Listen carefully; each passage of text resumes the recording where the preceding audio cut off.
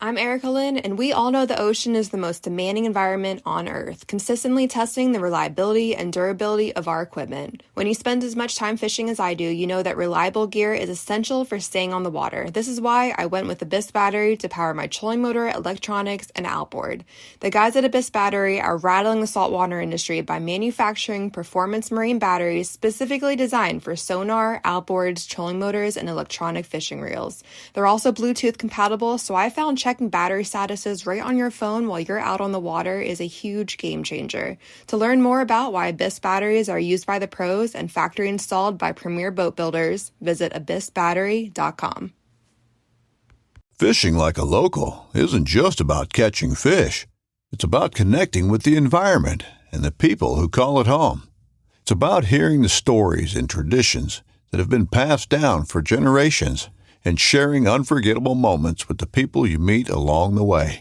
Fishing like a local is having an experience that stays with you forever.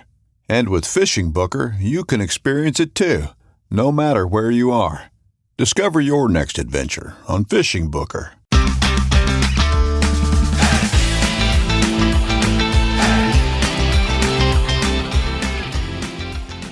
Hello and welcome to the Publicly Challenged Podcast. I'm your host, Luke Oswald, and I hope you join me on my quest for knowledge to become a better public land hunter, angler, and forager. Stick with this and who knows, maybe we will learn something together.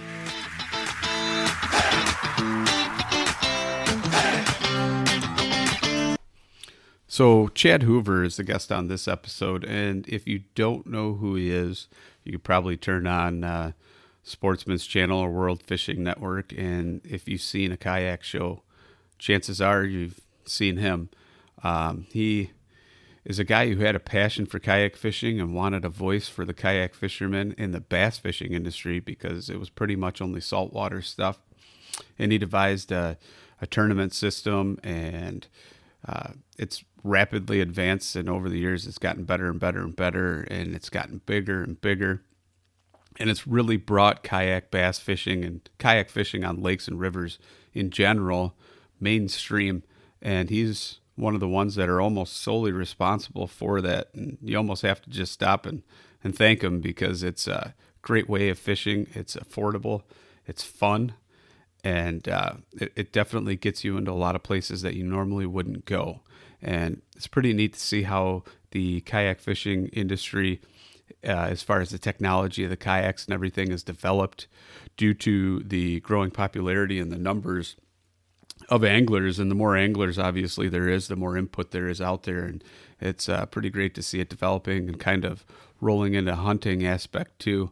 And it's pretty cool to just really stop and think, wow, the past 3-4 years, it's really taken off. And I'm kind of excited to see where it goes. And I just love things that have a portability aspect that you normally wouldn't get with a big boat that you got to lug around behind you or something, versus something you can throw on top of your vehicle or inside of it and just zip on off and get out on the water, drag it somewhere, And that's kind of what we talk about in this episode, as well as how it all got started for him and where it's going to go. So without me talking anymore, here's the episode, and I hope you enjoy it. Okay, so I'm sitting here and I'm talking to Chad Hoover of kayakbassfishing.com and also the tournaments and the TV show. So, Chad, why don't you introduce yourself? Well, I think you did it. I'm Chad Hoover. I'm the host of Kayak Bass TV on World Fishing Network, Not Right Kayak Fishing on Sportsman Channel, and also Kayak Bass Fishing on Fox. So, we might be changing the name of Not Right Kayak Fishing to Chad Hoover Outdoors or Chad Hoover Fishing this year, but for now it's Not Right Outdoors because everybody says I'm not right. Well, that's all right. Being not right is what we like on this show because it helps us fit in.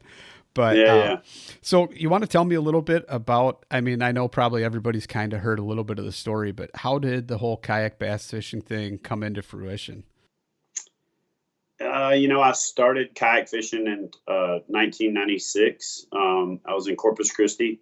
Most of the kayak fishing that I did then was saltwater fishing, but I started sneaking up to Choke Canyon and and a couple of the lakes around Austin. And then I would go down to the Texas-Mexico border and fish Falcon Lake, and was catching some freaking monster bass from the kayak. And so that kind of lit the fire. Had to transfer from there to Virginia. And when I was in Virginia, I started bass fishing again, even though there's great saltwater fishing there. And while I was in Virginia, started the online series in 2009. And that was right about the time that the book was coming out that I wrote, Kayak Bass Fishing. And we legitimately just wanted something for bass fishing. Like, everybody was saltwater fishing from kayaks back then. And it was probably 2,000 to 1, saltwater kayak fishermen over freshwater kayak fishermen. Really, there's almost no freshwater kayak fishing. All the pages back then were forums. They weren't, social media wasn't what it is today. And so most of the pages were saltwater fishing, and then you would have like a freshwater board at the very bottom, and it would get like, no traffic. And so I got frustrated one day, and I was sitting around. I was like, man, somebody should start a kayak bass fishing page. And one of my buddies was like, dude, why don't you do it? I was like, I don't know anything about websites or forums or any of that. So, and that's what he did. So he helped me set it up. And then we started the online tournaments, and people really, really, really responded to that. And then that started to really promote freshwater kayak fishing. It gave people something to rally behind. There were some guys that were also doing it in Texas. And so it just kind of naturally started to snowball. And then, of course, with me being on TV, I was able to promote it. And that kind of helped light the fire for kayaks to take a lot bigger foothold in freshwater. And as they say, kind of the rest is history. We started in 2012 with our first live tournament.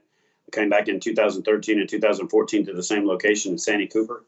And then we decided to move it to Kentucky Lake because I had moved to Tennessee. We did the first open on Kentucky Lake in 2015. And then in 2016, we decided we wanted to do something bigger with the national championship. So we partnered with a lot of clubs around the country to create that buy-in and to have that qualification process. Did that first national championship in conjunction with an open. We did an open first and then a national championship. Matt Ball won that and won like $32,000, which at that time was the biggest payout in kayak fishing history. In fact, that national championship is still the highest payout of any tournament that isn't a KBF tournament. And then in 2017, that price went up to $40,500, and that was Kurt Smith's. And then in 2017, or 2018, the big one that everybody's familiar with is the $100,000 that Dwayne Taft won. And then in 2019, Mike Elsey won the national championship in Shreveport and Bossier City. And that one we paid out $50,000 was the guaranteed first place. And then he walked away with another 20-something thousand in bonus bucks for a grand total of like $73,500. So that's been kind of the progression of it. Underneath building out the national championship, folks started wanting to have smaller events. So we started the trail, went way too big, way too soon early on with 56 events the first season. And we were dogpedaling up a waterfall to just try to even do the minimums. Got it a little smaller the following year, a little smaller last year, and even smaller this year. And then we're going to just keep trying to dial it in to get that sweet spot of how many events is the right number of events, the events that we can afford to run and activate to a premium level that people expect. And, those are doing really well. We went to a guaranteed payout model last year. It kind of frustrated people. If it was an event with a lot of people, then the payout was smaller than it would have been if it was 100% payout. But in the events with less people, the payout was way higher. So it was like the big tournaments funded the smaller ones. And it really didn't get a lot of credit when we paid out more, but it got a lot of, unhappy people when we paid out less. So we flipped the script and went back to a 100% payout model this year.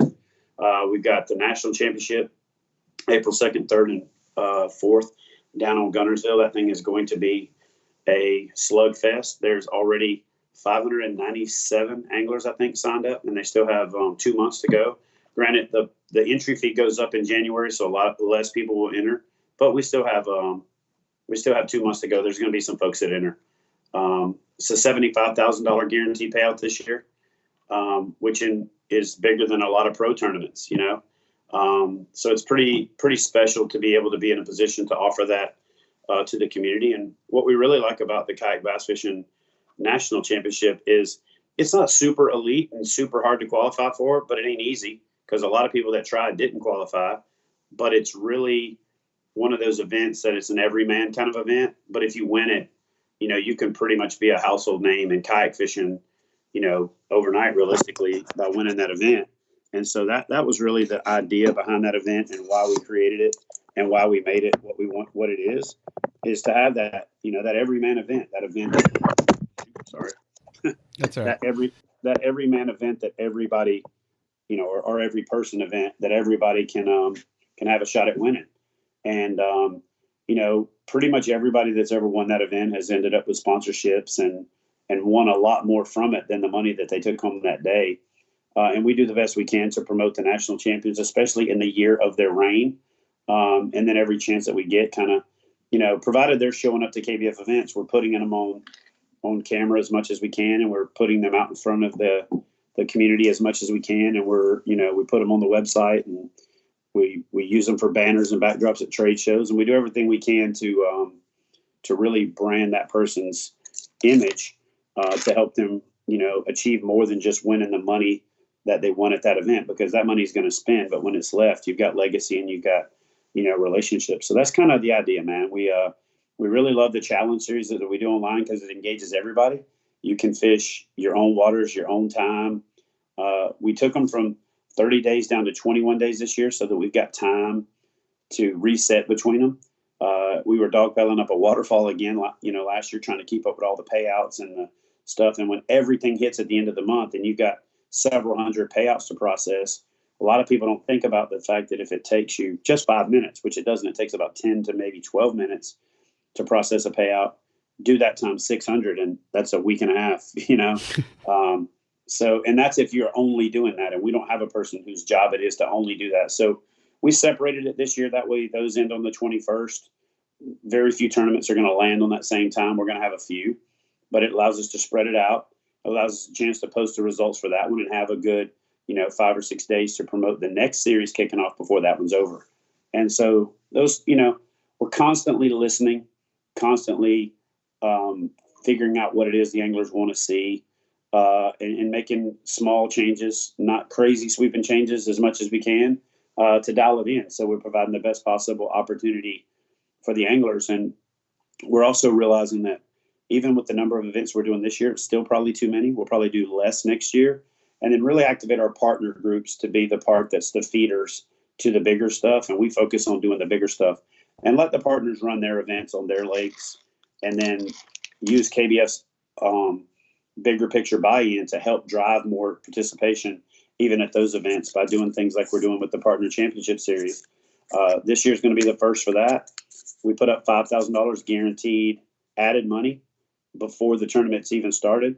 And then we're going to put $5 from every one of our ambassador memberships into that pool to build that thing up. And it'll be a $100 entry fee, but you can only qualify for it through the partner events. You can't even qualify for it through the actual KBF events.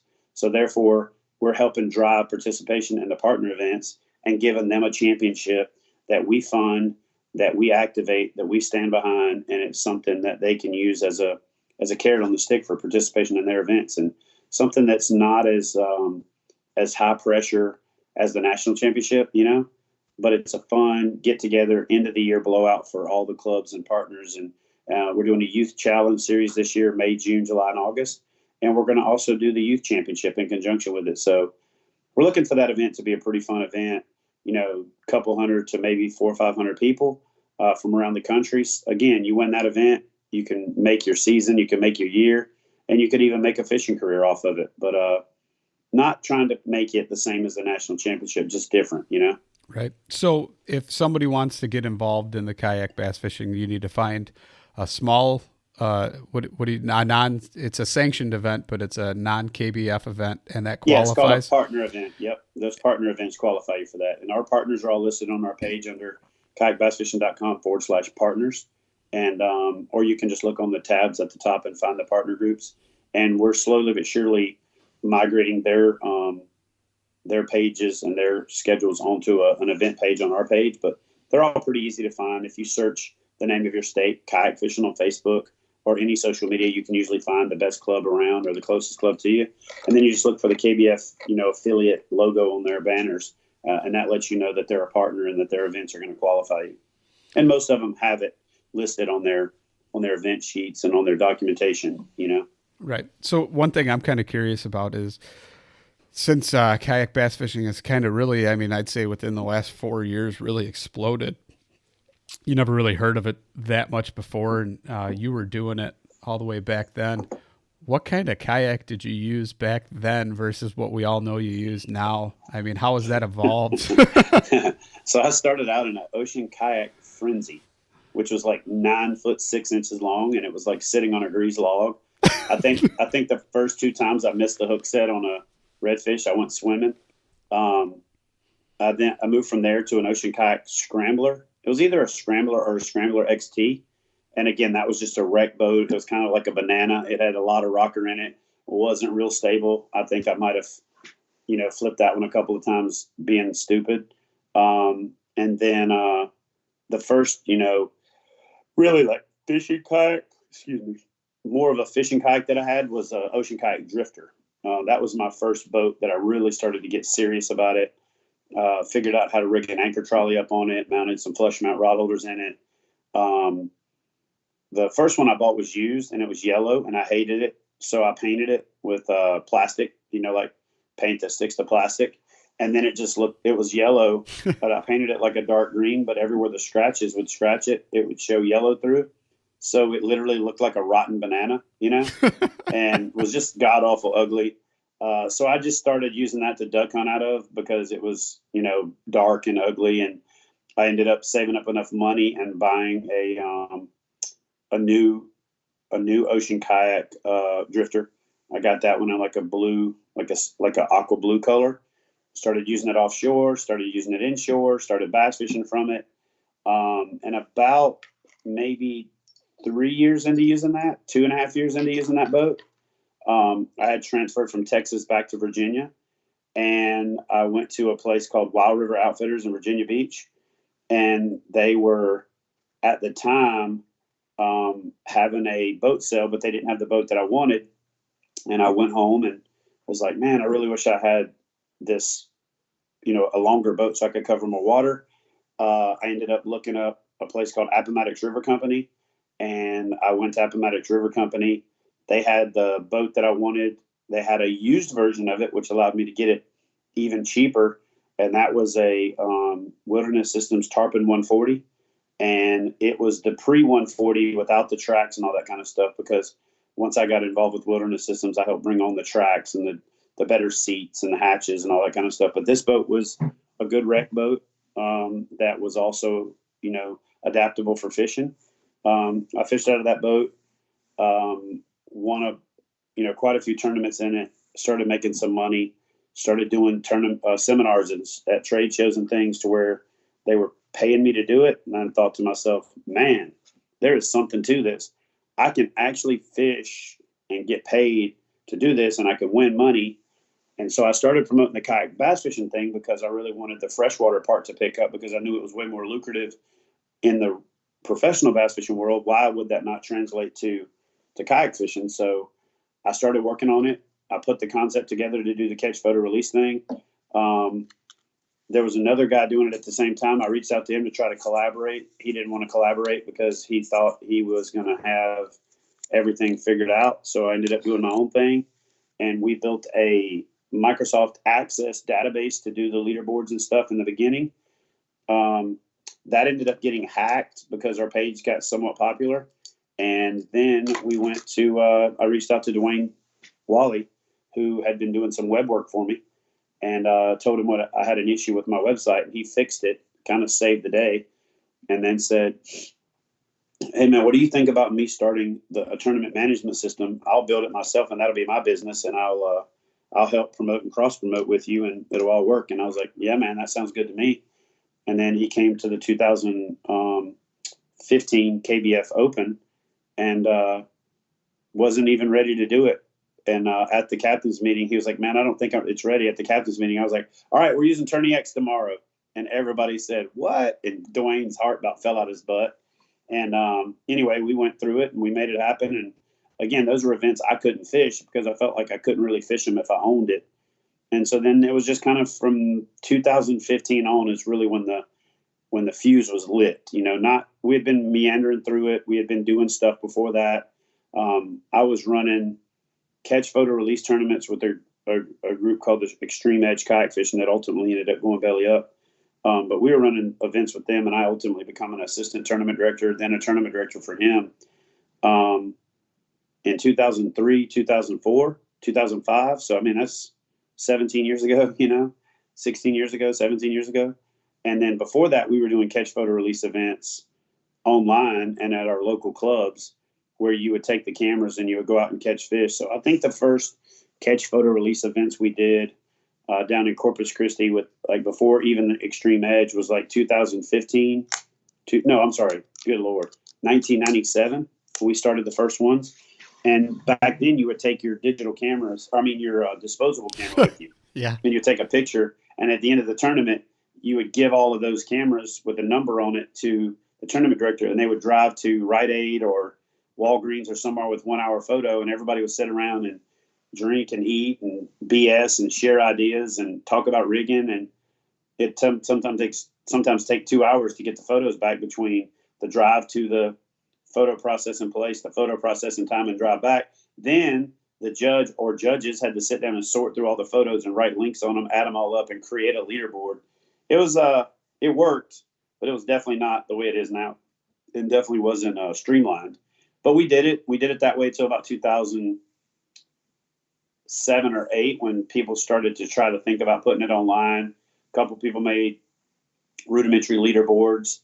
The guy that I was talking about before, Mike Cogan, made the page 321 Fish.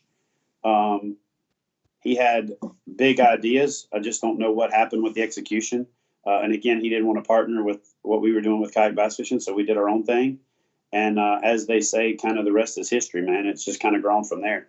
But yeah, I went from ocean kayak to a wilderness systems. I was in a wilderness systems from 2007 till about late 2017 when Bonafide came around.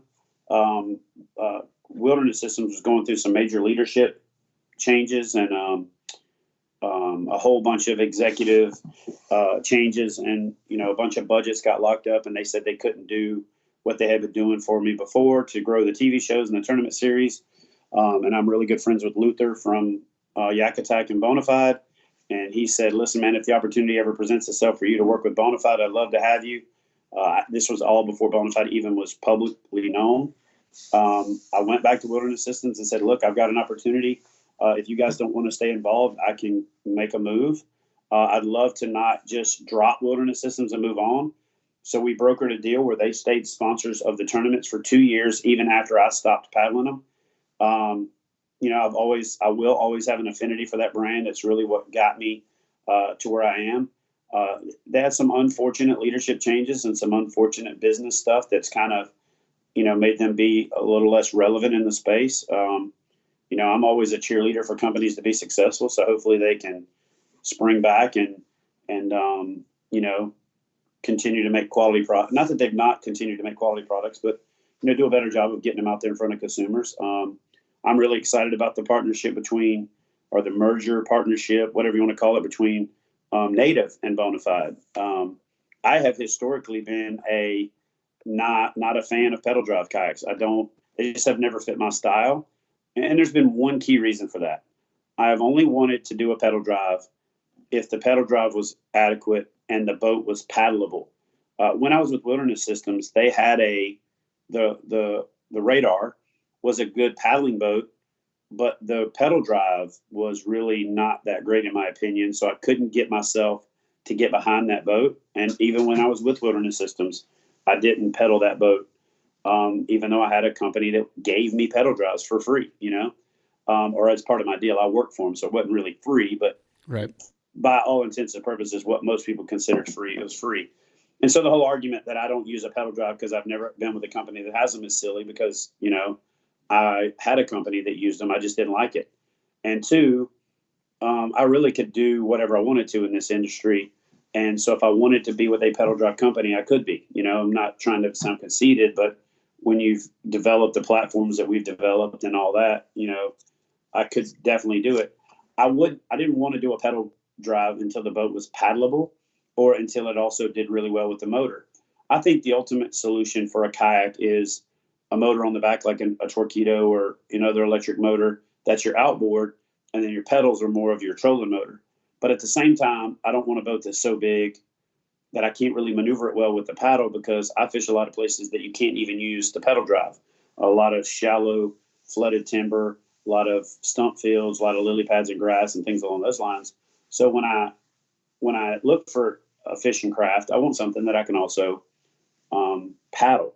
And so I'm very intrigued with this new Slayer Propel Max from Native that just came out. I picked one up to film with a couple of the pros. Haven't had a chance to even get in it myself, but I like the layout. I like the looks of it. I watched the guy that was fishing with me, Chris Cantwell, and he was paddling it. Said that it paddled really well. It's not so big like the Titans and the Hobie Pro Anglers and the big rigs and some of those boats that, in my opinion, don't really paddle that well.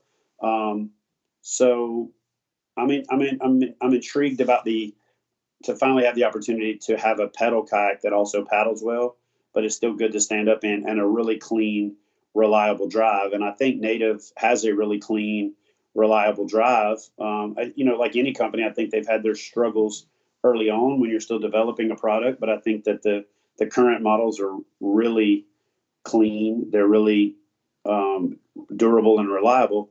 And so that's got me, very intrigued about trying the whole pedal thing. I get the opportunity to fish in some tournaments this year because I have a little more time. The Bass Series coming out is intriguing to me. And I'm also, if I can make it into my schedule, then I'm going to try to hit one of these Hobie events.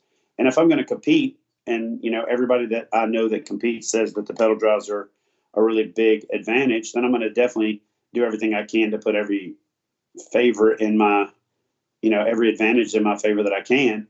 And so I've got to give the pedal drives a lot more serious consideration than I ever have in the past.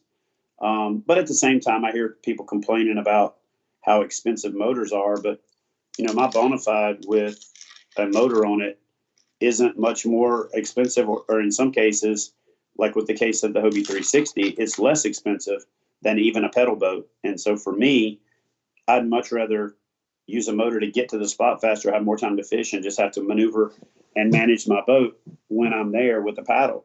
I hear a lot of arguments about the whole claiming a pedal drive is hands-free.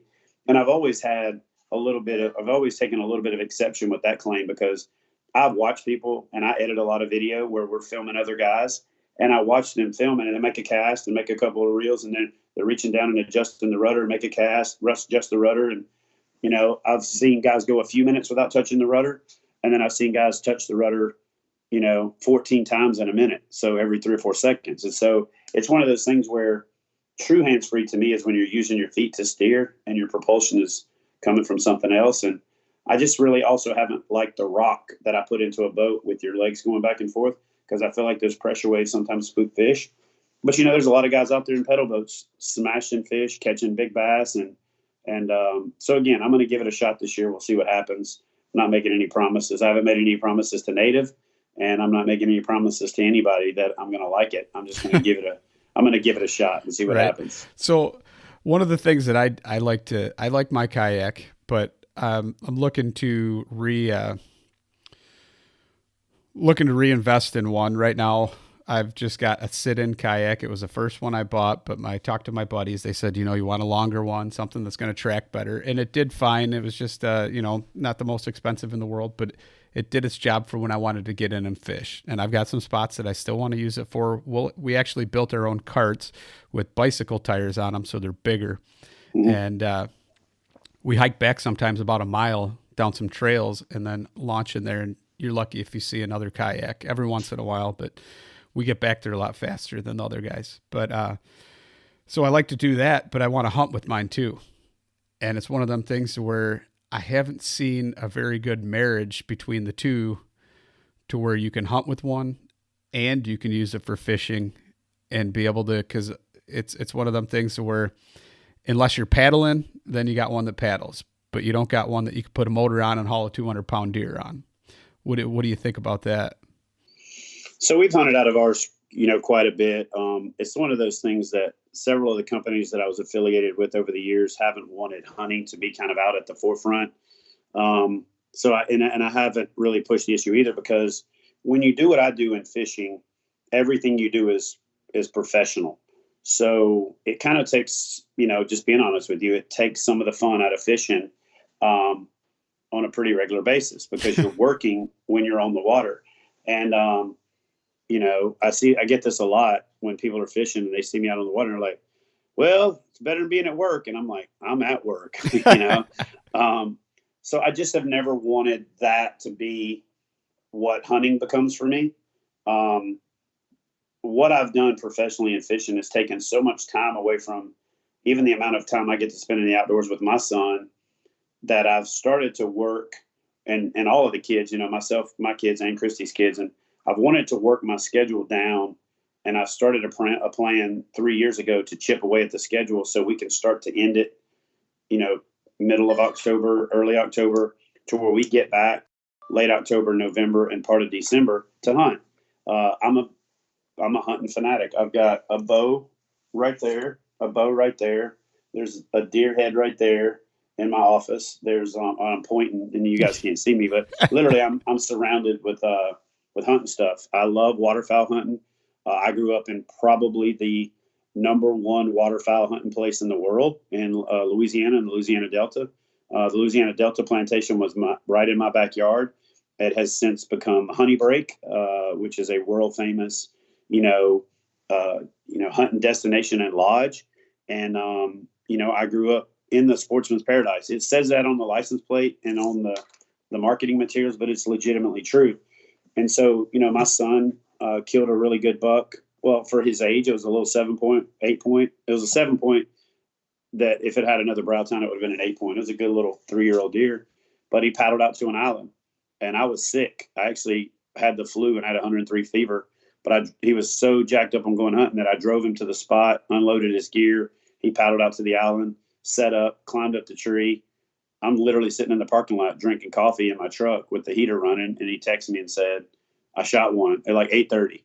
And that picture's on my Instagram, where he's paddling in the Wilderness Systems Commander and the deer head sticking out the back. And that photo has just always gotten a lot of traction and a lot of response.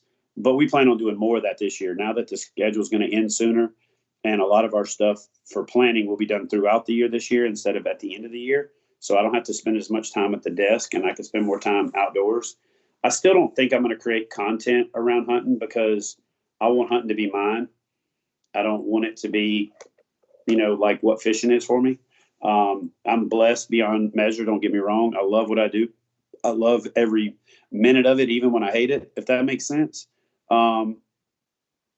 Like 2-3 weeks ago, we were filming and I had a migraine, and I hadn't had a migraine in 9 or 10 years, but something happened. The stars aligned. I had some inflammation in my sinuses, and then something was going on with my blood pressure, and it gave me a migraine.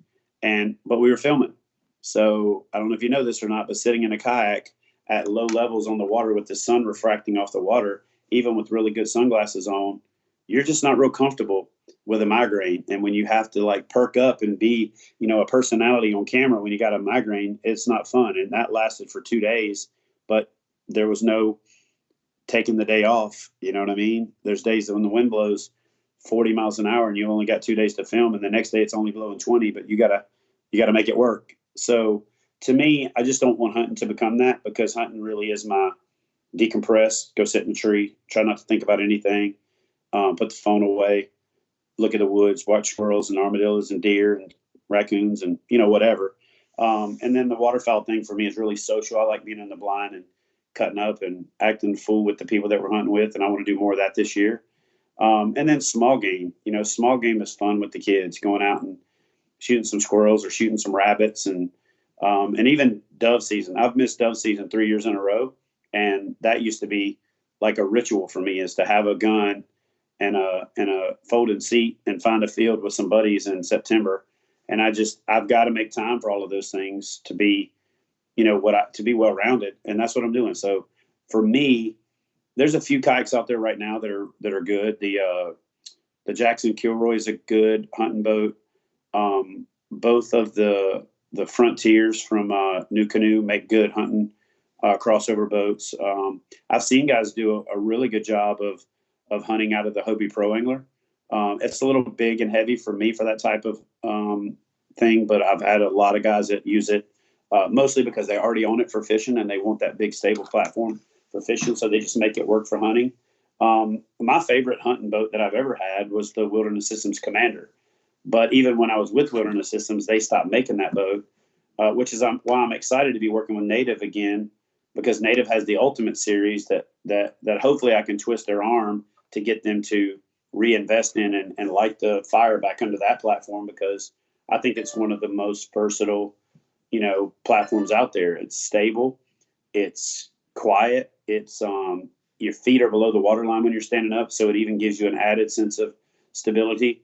They're lighter because they're a single hull instead of the double hull, and they're just really versatile boats. And so, the Native Ultimate, if I can get that back into the forefront of the game with Native, I'd love to take that boat and do a heck of a lot more, experimenting and maybe a few tweaks to the design to make that the ultimate duck hunting and deer hunting platform. But the SS-127 from Bonafide is a great hunting platform. The seat reclines. So with some good blind material, you can turn that thing into a phenomenal hunting boat. The EX-123 that Bonafide just came out with earlier this year, that thing is phenomenal. It's become my go-to if I'm just going fun fishing, grab and go boat, grab 2 rods and a small box of tackle and maybe a soft-sided bag of worms and just go. It's lightweight. You can throw it over your shoulder and carry it. You can drag it. It's durable. And it goes through a lot of places that a boat with scuppers in it won't, because the scuppers get tree stobs and flooded timber locked into them. So those kind of boats are great for me for getting into that kind of stuff. And if I'm going to flip and punch all day and I know it, that boat's great because I can wedge it in the grass real easy. And I only have 2 or 3 rods with me and basically, 4 or 5 tungsten weights and a couple of plastics and 3 packs of hooks. And that's really all you need. You can go out there. And so for me, I'm going to start doing a lot more of that right boat for the right situation. And if I don't need a big set on top, I'll take that boat, strap 2 flipping rods to the sides, have 2 different bait setups, a Plano box full of weights, a groove box full of tungsten, and a soft-sided plastic box or my junk drawer in my kayak full of whatever creature bait I'm going to add to my punching rig and go out there and just do work, Yeah. So you don't have to have $4,000 worth of stuff. You don't have to have, in a lot of cases, if I'm punching, I don't really need a depth finder. The hell I need a depth finder for to try to paddle over, a 2-foot thick mat of hydrilla. I don't really need the power pole in that situation, but I like it. But I can also get away with just taking the Anchor Wizard and putting it on the back instead of the front and dropping that ball down just enough into that grass that it holds, and then I'm good. And in a lot of cases, you don't even need that. So for me, I plan on doing a lot more experimenting this year. I plan on shooting a lot more content that points out the pros and cons. I kind of got lazy, man, for the last 3 or 4 years because I've been spoiled. I get to go to really cool places to go fishing. I can launch at a clean boat ramp and pull back up to a clean boat ramp. It's easy to load. It's easy to unload. But that's just not me, man. I like to work and get into places that other people can't. I like for there to be a reason to go, and I like the exploration part of it. So I'm getting back to that this year. I'm going to do a lot more. I'm still going to I'm going to fish boat ramps when I'm fishing tournaments and stuff like that. But I really like the exploring and trying to find places to get into for fishing that nobody else can get into. And I like doing that same thing for hunting. Waterfowl management areas where you can't launch a boat are ideal for kayaks. And they also turn out to be some pretty dang on good fishing spots too. Yeah, that's kind of what I mostly use my kayak for. It's getting into spots where you normally can't get. Normally it's the same thing with deer hunting. My only dilemma is if I get in there, how the heck am I going to get it back out a lot of times with the kayak I have? So I've been definitely looking at upgrading. But then again, there's some spots where I almost think a canoe would be better with an outboard on it than that, because the river just moves too fast to paddle or any of that kind of stuff too. It's one of the things I haven't really figured it out yet, but maybe I'll just use both. I just don't like the canoe because it's so big and heavy and cumbersome to get it up off the top of the truck, because I don't want to pull a trailer in the wintertime and do all that kind of stuff. Yeah, I mean, it's everything's got its pros and cons. You have to find that balance. One of the things I'm about to start experimenting with as well is using inflatables. Inflatables are lightweight, they're packable, they're easy to do, and I'm going to start kind of coming up with some modifications to make inflatable stand-up paddleboards and inflatable kayaks even more viable an option, especially for people that have space limitations, vehicle limitations, and even transportation limitations. So I'm excited to get to work on that. And yeah, you know what, man, I'm just not limiting myself to the way I have over the past 3 or 4 years to say that I have to fit into this, particular box or this particular bubble. I think kayak fishing is great. It's not the only way to fish. I'm not a canoe guy just because they're so hard to transport. They're so hard to load and unload. They're hard in the wind. They're difficult to manage by yourself. The only real advantage that a canoe has is capacity, gear carrying capacity. And, for packing out an animal or something like that, they definitely work. But, I've never had an issue with a sit on top, or even the Commander, which was a hybrid. You take that deer and gut it. And for the most part, even a 200-pound deer will lose 40% of its body weight when you field dress it, so you're down to 120. And most boats, even when I was at my biggest, still have enough gear capacity or weight capacity to handle me and the deer. I really haven't done as much deer hunting from the kayak as I should have. I got Austin into it when he was little, and we still haven't done it as much. We've got some spots we're scouting for next year to hunt these wildlife management areas where these islands, nobody's hunting them because they can't get to them. And we're going to do that. But also waterfowl hunting is phenomenal.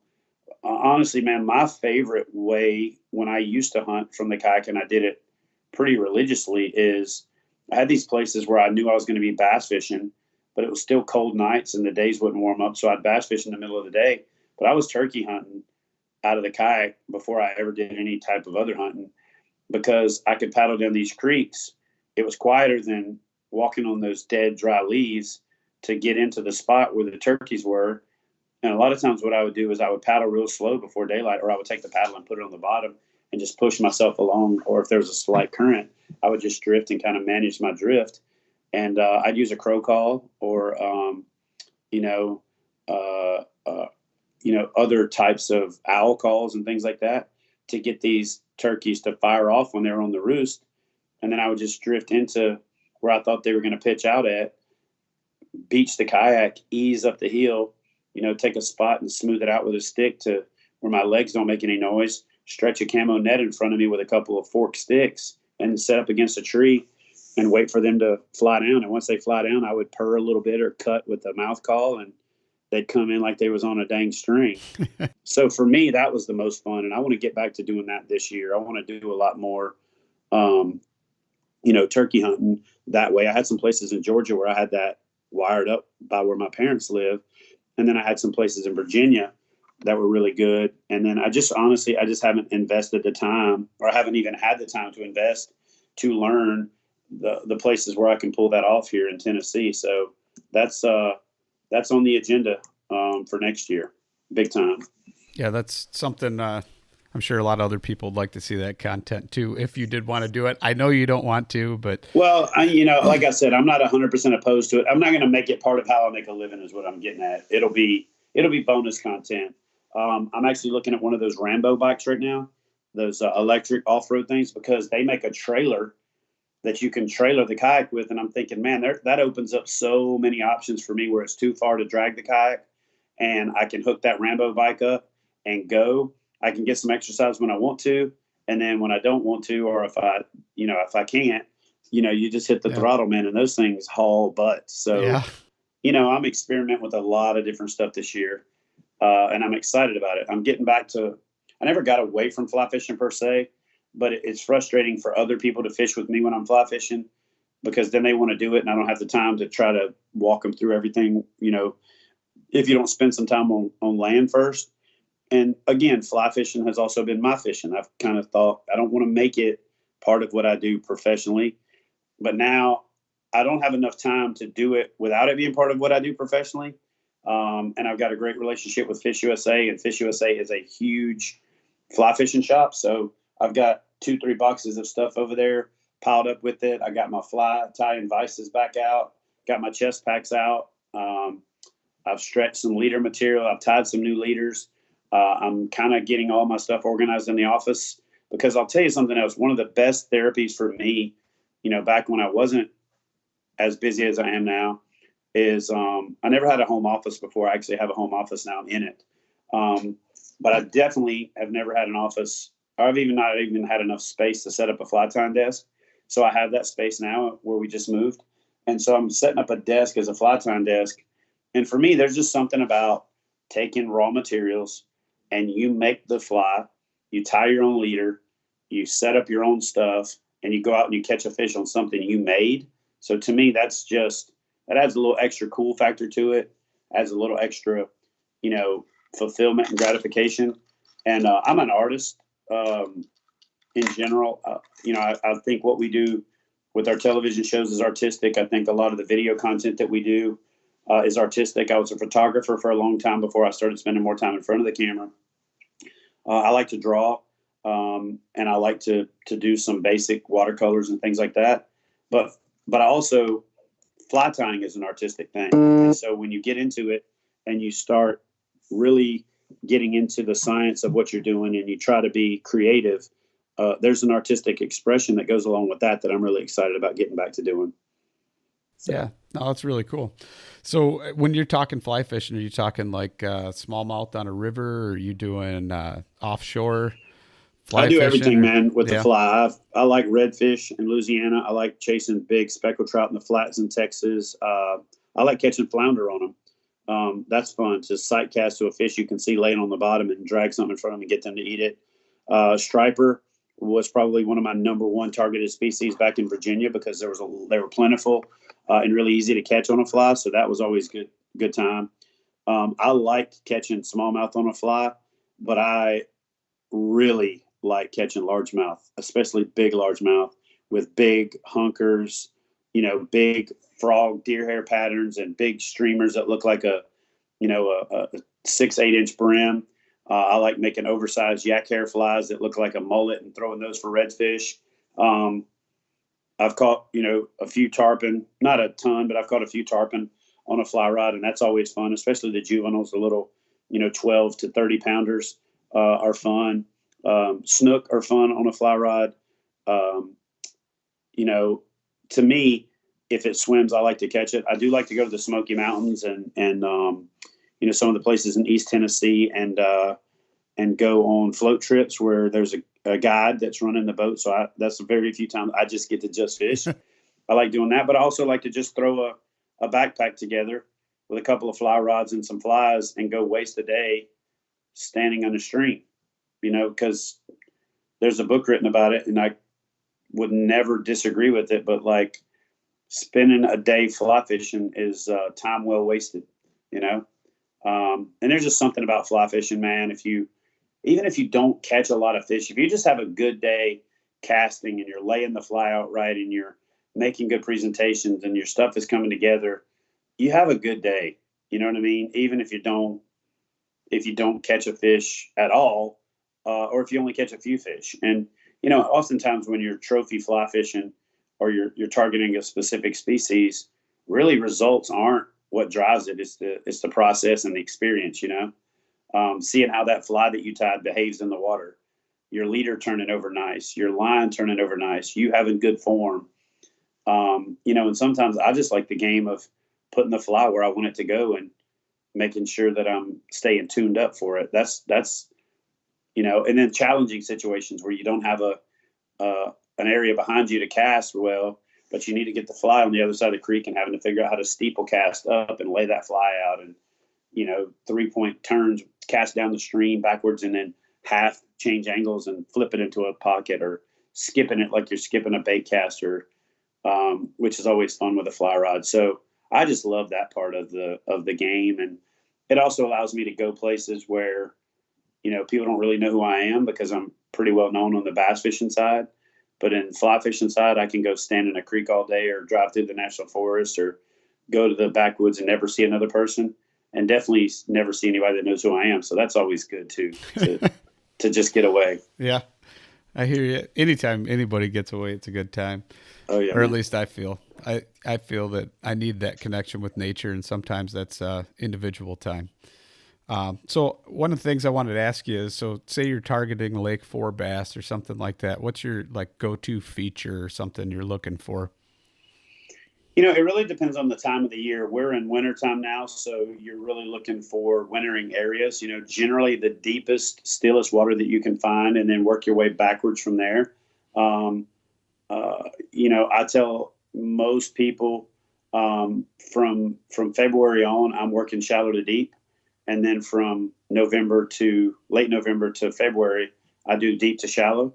And that also depends on the fishery you're in. Obviously, that doesn't make any sense if it's ice, but I kind of fish when the water temperatures are in the 40s and 50s. I'm fishing up lake. I'm fishing near the dams, and I'm trying to find areas where there's fish will either suspend or get deep and get away from volatile atmospheric changes. There's not as much water pressure as far as public boat traffic and things at that time, and not as much fishing pressure, but up near dams, your first major creek arms south of the dams, if there's deep water points, the ends of those, generally, if you can find a big hump off of a good point where water comes out of a bigger creek and then ties into the main river channel, that's a good staging area, because those bass are in a situation where they followed the shad up the creek. Now they've moved back out to the main river channel for winter, and they're in a position where they can move back up in the spring easily. If you have a warming trend, they can move right up to the point, and they can feed up on bait that moves shallow. But for the most part, they got that security at the deep, and that's where a lot of your bait's going to be. And it's also where the deepest, stillest, most consistent water is. So they like that to regulate their body temperature, because they're cold-blooded animals. But then, as summer moves up, once the water temperature is out of the 50s and into the 60s, I start to move closer to mid-lake, and I'll focus on mid-lake humps. And, generally when you can divide a body of water up, you can divide it up into 3 sections: up lake, mid-lake, and down lake. That's generally pretty successfully done on any body of water. If your body of water is east and west, then it's left to right, like you're reading. So, up lake is your left, your furthest west, and down lake, mid lake is your middle. And then, down lake is generally, going to be more on the eastern side of it. There are a few exceptions, but really it's with the flow of water. You're going to go from where the water comes in to the water goes out, and call that up lake, mid lake, and down lake. And so by the time the water temperature is in the high 50s, moving into the 60s, they're moving more mid lake, or unless there's spawning flats in the northwest corner, like there usually is on the northwest side, then your fish will stay up until after the spawn. But even on a lot of your bigger reservoirs, you can't really think of the whole lake, because there's fish that never move from the southern part to the northern part, or from the middle part. You have to think of each creek arm or each area as its own thing. And so what I'll do is I'll generally go mid-lake and start looking for big fish at that time of year. And I'll find them in staging areas, points that are more sharp drop-offs instead of the long taper ones, underwater humps and holes and ledges. And then as that water temperature creeps from the mid-60s closer to the 70s, that's when they're already pre-spawn about 62 degrees. By 65 degrees, 66 degrees, they're really thinking spawn. They've probably even moved up already, because they're going to spawn in that 62 to 70 degree window and try to be done and over and finished by the time the water temperature gets into the 70s. And so for me, I like that I call it the 4-5-6 rule. I start up lake with the 4. Once it moves into the 50s, I go mid lake. Once it goes into the 60s, I go a little further to the kind of the upper end of the mid lake before it gets into down lake or lower lake. And generally, that's where I'm going to find good populations of bass, good numbers of bass. And if I can find backwaters and areas and, slips behind boat ramps where boats can't get into, where there's hard bottom and some contrast, but it gets a lot of sun, I can find those spawning fish back in there. If I get into stump fields and flats that have a little skinny creek running through them that the boats can make it through, but then it fingers off into all of these impenetrable flats and stump fields, I love getting back into that stuff. Generally, those are going to be more of your upper end of the lake, and a lot of times on the west side, which is where your sun hits first in the spring. The sun comes up in the southeast and sets in the northwest, so that's where it's going to have the sun the longest. So generally, that part of the reservoir or lake is going to warm up first, and that's where the first spawners are going to be. But again, if you take those bodies of water and divide them up, you can take that middle third of the lake and look at the northwest section of the middle, and it's going to act the same way as those fish in that part of the lake start to come into spawn. And a lot of times you can work your way down the lake and follow a spawning progression, and you can get 3 or 4 good weeks or windows where they're in all 3 phases, and you get to fish through the premium phase, which for me is pre-spawn. Once they get up on the beds, they're a little harder to catch. I mean, they're easier to see, but they're also easier for everybody to see, which means there's a lot more competition. And that's generally when your weekend warriors and your guys that fish hard for about 2 months a year spend the most of their time on the water. So you got a lot of competition. But if you can do some scouting in the winter and identify these spots and look for things that you go, oh yeah, there's going to be bass here, or find old beds, they look like craters in the moon. So a lot of times when the vegetation hasn't come back yet, they're easier to see. And I'll just mark them on my GPS. I'll mark them as a coordinate on my phone. And then in some cases, I actually take tomato sticks and I go up on the bank and I line them up and I, tap that tomato stick into the ground and put a piece of reflective tape on the end of it. And then when I go back to that spot, if I get there before daylight, I can find my spawner spots before daylight. And I just have a little system. I put so many pieces of tape on it for, a big bed, a small bed. Sometimes I put the stake out in the water too, on the up sun side of it, so it doesn't cast a shadow across, or on the down sun side of it, so that the stake doesn't cast a shadow across it. But I can use that like a rifle sight. In other words, if I see the one peg out in the water and I see the one up on the bank, I just line them up, and then I know the beds between it. So I do that a lot. Like that's one of my little tricks, especially in places where I don't have to worry about a lot of boat traffic and other anglers discovering my little setup. And man, that's just the part that I work the hardest for, is to find those places like that are magic. And this year I'm going to share a lot more of that content and how do I find those places and how you can find your own, to where you can have those magical setups with the kayak. And that's kind of what's got a new twinkle in my eye about next season, is that's what I'm going to spend a lot of time doing next year. I think people or this year, right. This year. Yeah. It's 2020 now. Yeah. It's, I think people like that kind of stuff. It's relatable. It lets you in more on somebody's life and the aspects of it, Yeah. So one of the things that I've kind of made a resolution for myself to do, and recently for fishing, is that trying new things and different approaches that I've never done before, including new baits and tackle and things like that. And one of the things that I recently put into my arsenal and seems to be working pretty good is the Ned rig. Mm-hmm. Is there anything that's your go-to or anything like that you'd say, hey, try that out? A Senko, pretty much rigged anyway. That thing is one of the most versatile baits out there. I mean, the Ned rig is in the same category as far as, just general fishability. It catches fish in almost all conditions. It's versatile. It's cheap. And they just flat eat it. My hang up with the Ned rig is my same hang up with the Senko. A lot of people fish it lazy. And by fishing it lazy, fish swallow. And when they swallow them and you set the hook, you gut hook a lot of fish. And so to me, if people are a little more mindful, watching their line, watching their reels, not letting the fish swallow it as deep, I probably wouldn't have as big a rub with either one of them. I love the Senko, don't get me wrong. The Senko to me is easier to detect that initial pickup than a lot of cases when you're fishing a Ned rig on a slack line. And I think the Ned rig is most effective on a slack line because it stands up on its end in a lot of cases.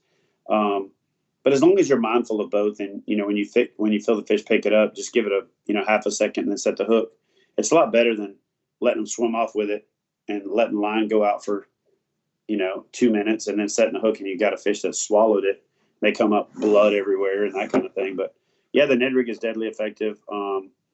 I like Senkos. I like the Nico rig. I kind of modify the Nico rig a little bit. I like it to be where the weight is not exactly wacky. It's more towards one end, and then the hook is more towards one end, and the peg is down towards the end. And I even do a little rig I call it the Chad rig, where I put a jig head weight at the bottom with a screw lock. I screw that into the bait. I tie a Palomar knot and put the drop shot hook through the nose of the bait, and then when I pick it up, the front of the bait is up instead of the back of the bait. But when they grab it, as soon as they grab it, that hook is right between their nostrils because they're grabbing the bait and the hook is up at the top. And so I'll drag that and just shake it a lot like a shaky head. But man, when they touch it with their mouth at all, they're hooked. And that's what I love that for river smallmouth fishing. I've got a video up on my YouTube channel. You can just look it up. It's called the Chad rig. And it's really a way of reusing a lot of stuff that is already, the hook's gotten dull on one of those screw lock jig heads. So I'll just cut it off with a pair of wire clippers and save them. And then I set these Chad rigs up and they work great for drop shot. And I use them sometimes in conjunction with the drop shot where the bottom bait is actually a hook and then the top bait is also. So I got a double rig going. And there's been plenty of times I've caught 2 fish on that rig. Sometimes that's not legal in tournaments and you just have to kind of know what's going on. But if I'm fun fishing and it's legal, I'm going to do it. I'm not opposed to the Alabama rig. It's not my favorite way to fish because it's boring in a lot of cases. And you're spending a lot of time just slow pulling and reeling up slack and slow pulling and reeling up slack. But here's your reminder. Man, Alexa, stop. But it really is effective. You know what I mean? So you can't argue with the success of it. But a lot of times I'll find them with the Alabama rig, or the umbrella rig, whatever you want to call it. Mm-hmm. And then I'll switch to something else that I think is a little more challenging to catch them on. It's kind of stupid when you really think about it. Like I'll find fish and catch 4 or 5 on a cast and then switch to something else because I want to catch them a harder way. If that makes any sense. Like I want to fish a single swim bait or, a deep diving crankbait or flutter a chatterbait, bladed jig down into that area and then slow reel it through there and try to catch a fish. But I'm getting more and more where I'm more about the method than the results, and I'll have people catching them on an Alabama rig like all around me. And I just will keep doing what I'm doing because I just want to catch them a certain way. Well, that's like here, the Alabama or the umbrella rig. You can use it, but you can only have one actual hook on it. So I don't tend to gravitate towards that too much. But it's kind of, yeah. This is a little small compact one that I actually have on my desk right now that I just picked up from a company through a buddy. And this one in Tennessee can only have 3. So what we do on this one is put a hook on the bottom, a hook on the top, and a hook on the middle one. And then on the kickers, you just put lures, ones that don't have a hook in them. And that works. But again, I'm not that big a fan of the giant umbrella rig that's like you're fishing with a chandelier, Yeah. Yeah. So, yeah, normally my go-to is actually a Senko, and I always try and most of the time it seems like I rig a Texas rig, and Roland Martin taught me when I was a little kid to keep that rod tip up and the tension on it, and that's kind of what I was going with. And then I kind of gravitated towards the old Ned rig this past year. And I don't know, maybe I'll try the Chad rig, do that this summer when I'm fishing. Yeah. And then one other thing that I've been doing a little bit playing around with it, I figured, hey, if I'm gonna do this thing, I'm gonna do it. But you still can only use 3 hooks in Tennessee, but in places where I can't, and even in Tennessee, I'll do a double like that. I'll do the big, rig in the front and the little rig in the back. And I mean, you're literally fishing a school of bait behind you. And the front one, you have a little bit longer wire, so it pulses when you pull it. And then the back one's a little more fixed. And a lot of times they'll just hit that back one because it's the trail fish. And that's where you put your hook, put 3 of them in the back, and the whole front doesn't have anything but blades and a couple of paddle tails. And, it definitely attracts them, man. And it helps you up your numbers, especially if you're fishing a tournament. Maybe I'll have to try that this year then, see what I Yeah, can man. come up with one hook on it. But Yeah, there you go. but so I got a question for you. It's kind of been lingering for a while now. As far as what kind of crossover do you guys see in the kayak world from people coming from big bass boats and jumping into the kayaks and trying to win tourneys? I haven't seen a lot yet, but there has been a lot of interest in it. A lot of speculation. I think at last count, I had about 17, touring pros on actual FLW bass circuits that have called me to just inquire about it. And we've actively had 2 or 3 that have gone out and fished or, attempted to fish events and things along those lines. But there's a lot more interest now that bass has come into the game. Hobie got Mike Iaconelli out there doing it, which has been good. Native got Jordan Lee doing it. But now bass is coming to the game. I expect, a few more of the Elite Series pros to do some of the crossover stuff. And I think a lot of the Costa and BFL anglers are expressing a lot of interest in it. So I imagine we'll have a 15-20% crossover this year with all the series and options that are out there. I'm not sure that, the bass events, the Hobie events, or the KBF events are going to get a 20% increase from bass pro anglers. But I think across all 3 series, there'll be a, 15 or 20% that step into the arena in one way, shape, form, or fashion. And then I think it'll just grow from there. All right. So before we wrap this up, I just want to ask you one more thing here. What's kind of your, I know you talked about your content and stuff like that, but where do you see KBF going to or growing in the future? I think what we want to do with KBF in the future is we want to focus more on being better balanced, having the really big premium events, but then supporting our partners to have their events. And then I'm also kind of branching out a little bit into other species, like doing a catfish. We're partnering up with a gentleman to do the catfish series this year. We launched the redfish series last year, so we're going to focus more on growing that this year and taking that to the next level. I'd like to have a little bit better balance between the 3. Make the redfish series as big as we can, but within reason, and not go crazy like we did with the bass side. But I could honestly see us getting down to 12 or 15 events total instead of the 35 to 40 that we're doing now, to where we give a lot more relief to the anglers that are trying to fish the Hobie series. They want to fish the bass series. They're trying to make a name for themselves. They're trying to win money in multiple places. And I think all 3 series will benefit from everybody having, 6 to 10, maybe 12 events instead of everybody having 15 or 20, to where the guys can move around from tour to tour.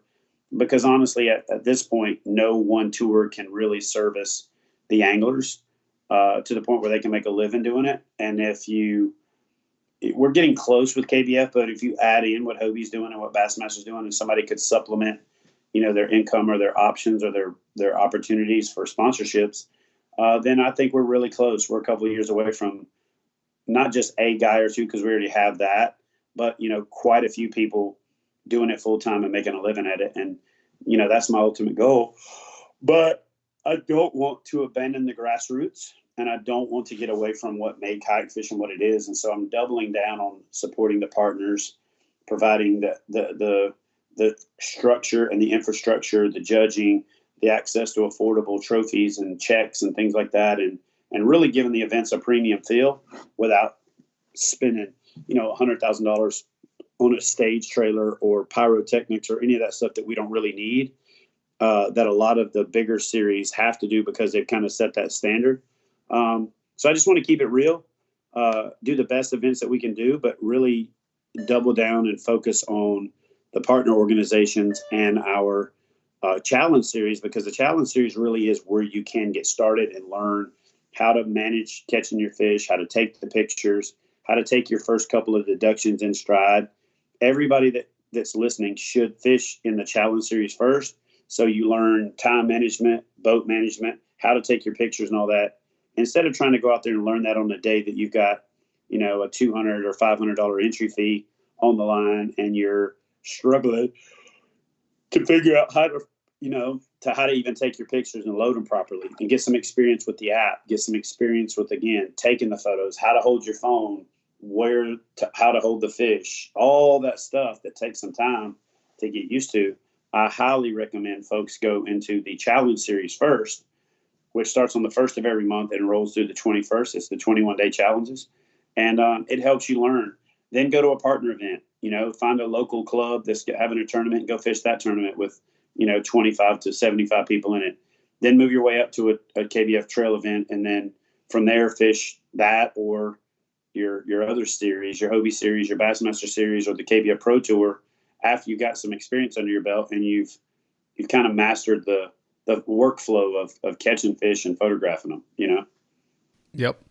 No, so that makes sense. I see us going backwards a little bit, to be honest with you, man. Not backwards for the lack of progress, but backwards for double down and focusing on the grassroots and being an educational resource. We're about to start vlogging more and blogging more for the website to get more content out there to help folks out. So that's really what I want to do is I want to find a better balance of making KBF a resource to the anglers that aren't tournament anglers.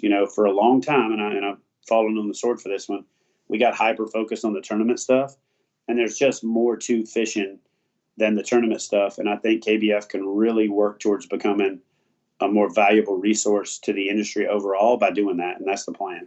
So when you say that, do you mean like conservation aspects or recruitment and retention for youths and adults and things like that? Or is that 100%. And we're, and putting content out that's valuable, that helps you save time on the learning curve, save money by not making purchase mistakes and errors, better, easier rigging advice. But yeah, truly the educational side of it. And then getting the kids involved so that the dads that have kids have something to bring their kids into, and the kids that have dads that are not active in the outdoors can twist their arm to get them into it. And we've seen it, both ways. So we're doubling down on that this year. We're going to launch our youth series online for May, June, July, and August. And then we have a championship October 17th where they're not going to pay, an entry fee. They'll have to pay the KBF membership so we can get them into the KBF family. But we're going to take a significant portion of that, put it towards the payout. We're bringing some sponsor prizes and packages together. But most importantly, we've got some scholarship commitments from some universities. And these kids are going to be competing to win scholarships to go to college. And I think parents will really get behind an activity that's not only good for you and it's healthy and it's wholesome, but you also have a chance to save them some money on sending them to college. And to me, that's a pretty lofty goal that we've set for ourselves. But we're going to start it in May this year, and we're going to do the best we can for the first year and then just build on it from there like we've done everything else. And again, I'd like to reduce some of the KBF stuff, so I've got more time to focus on things like that. That's a pretty cool concept. I like how that's working. So is there like an age grouping then, or is it? Yeah, we're going to do 13 to 18. We're basically going to start at, about high school age. And I almost started at 13 to 16, but you got a lot of guys that are still in high school then, and it becomes non-inclusive and it limits it. And, we also allow our youth to fish in our regular series. So we felt like it's a good compounding effect. So we're going to make the youth series 13 to 18, 13 until the day you turn 18. So, it kind of sucks if you start fishing during the year that you're 17 and you're going to turn 18 later that year, but we have to draw the line somewhere. And so if we said, as long as you start the season 18, we could have some kids that are almost 19 years old fishing in it, and they're in college, So we're going to separate it, and we're going to make it from 18 above college, or if you're registered and actively in college, you can compete in the collegiate series as a 17-year-old, because I would have been in college at 17. So I'm sure there's going to be quite a few folks that are, but we're not going to launch that yet. We were thinking about doing them both at the same time. But again, I want to take the time to do the high school series first, build that following, build that buy-in, build that as clean as we possibly can and as well run as we possibly can, learn whatever lessons we can, and then add a collegiate series to it very shortly thereafter. That's pretty cool. I look forward to seeing how that develops and everything. And my daughter, every time if we're going to watch a show with Dad, normally it's either hunting or fishing. And so she always says, Dad, maybe you should watch some kayak fishing. And normally it's your show on there. So that's nice. pretty cool. Hopefully something will come out of that. I asked her if she wanted to go ice fishing. And she said, no, Dad, I'll wait until summertime. Nice. That's good. She likes getting out in the kayak and the canoe. So, cool. But it's been good talking to you. I appreciate Likewise, you coming man. on and sharing everything. And I think that's a good note to wrap it up on. I appreciate it. All right. Well, thanks for having me, man. I appreciate it. Yep. Thank you. All right, man. Y'all have a good one. You too. Bye-bye.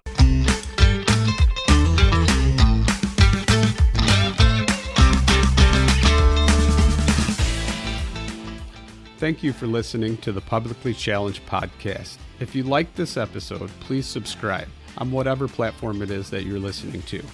Also, you can find us on Instagram at Publicly Challenged, and you can also find us at Publicly Challenged Podcast or publiclychallenged.com. So please reach out to us with any questions, comments, concerns, or maybe you'd even like to be on the show. And once again, thank you so much for listening.